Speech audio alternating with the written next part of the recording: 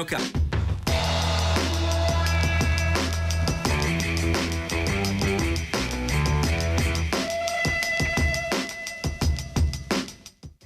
Martedì 13 luglio, Sant'Enrico Imperatore. È il 194esimo giorno dall'inizio dell'anno, ne mancano 171 al termine.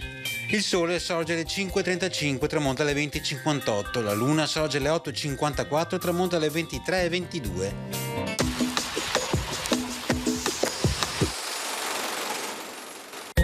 20 ambasciatori veronesi giungono a cavallo sino in piazza San Marco a Venezia, dove li aspetta il doge, al quale consegnano le bandiere, il sigillo, il bastone del comando e le chiavi di Verona, in segno di spontanea dedizione a Venezia.